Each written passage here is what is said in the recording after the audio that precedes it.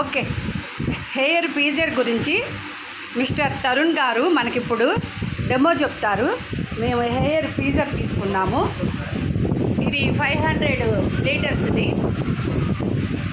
4 years చెప్పండి sir. 4 years 1 year full warranty ఉంటుందండి. 4 years compression warranty ఉంటుంది. ఓకే, జాగ్రత్తగా ఉంచుకోండి. ఓకే.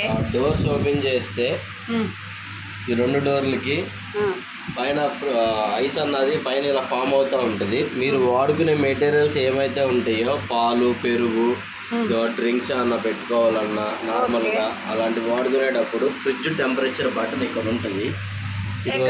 ఇక్కడ ఉంటుందండి fridge temperature button.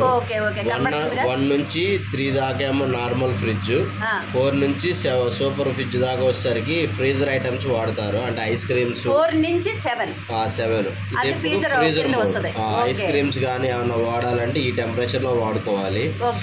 Cool drinks కానీ వాటర్ బాటిల్స్ కానీ ఇలాంటి డ్రింక్ బాటిల్స్ కానీ సీసాలతో ఉండే డ్రింక్స్ కానీ ఏమన్నా వాడాలంటే 1 నుంచి 2 మధ్యలో పెట్టుకోవాలి. ఓకేనండి. ఇక లోన వచ్చేసరికి ఐస్ ఫార్మింగ్ అవుతూ ఉంటుంది. ఐస్ ఫార్మింగ్ అయినప్పుడు ఇలా స్నో లాగా వస్తుంది. ఆ స్నోని ఇలా స్క్రబ్ చేస్తూ ఉంటే ఇక్కడ మళ్ళీ ఐస్ అన్నది ఫామ్ అవ్వకుండా మళ్ళీ ఇక్కడ కొత్తగా లేయర్ అన్న స్టార్ట్ అవుతుంది. ఇలా స్క్రబ్ చేసుకుంటూ ఉండాలి 10 డేస్కి ఒకసారి.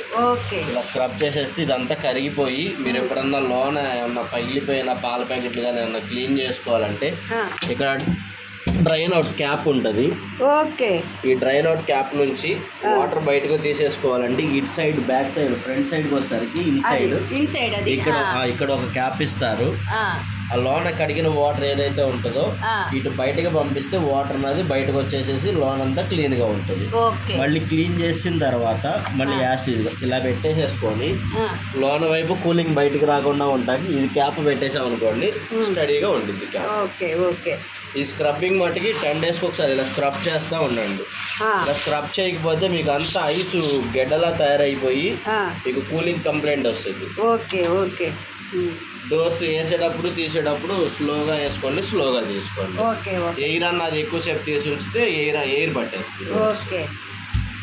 పవర్ కట్ అయితే ఎన్ని అవర్స్ వరకు ఇది కూలింగ్ లో ఉంటాయి పాడవకుండా? 4 hours దాకా వచ్చింది. Minimum 4 hours. సైడ్ అన్నది ఇక హీట్ వస్తుంది. ఇటు సైడ్ అటు సైడ్ మొత్తం ఫ్రిడ్జ్ బాడీ అంతా హీట్ వస్తుంది. కొంచెం ఎండాకాలం కదా ఇంకా వేడి అన్నది ఇంకా ఎక్కువగా ఉంటుంది. స్క్రబ్బర్ ఇది జాగ్రత్తగా ఉంచుకోండి. మరి హీల్స్ బ్యాక్ సైడ్ ఉంటాయండి. ఆల్రెడీ థర్మాకోల్ పెట్టారు కదా, హీల్స్ కదలవు. మనం కావాలనుంటే అవి థర్మాకోల్ తీసేసుకుంటే కింద మూవింగ్ ఉంటుంది. ఏంటంటే నాకు గచ్చు అలాంటివి కడిగినప్పుడు పాడవకుండా ఉంటాక అవి పెడతారు థర్మాకోల్ అనేది.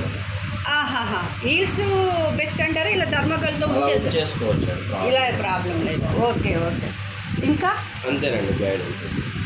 హాయ్ ఫ్రెండ్స్, విన్నారు కదా హెయిర్ ఫ్రీజర్ గురించి. Parents sir good name please. Tarun గారు చెప్పారు.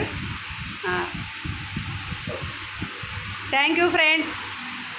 మళ్ళీ నెక్స్ట్ వీడియోతో కలుద్దాం.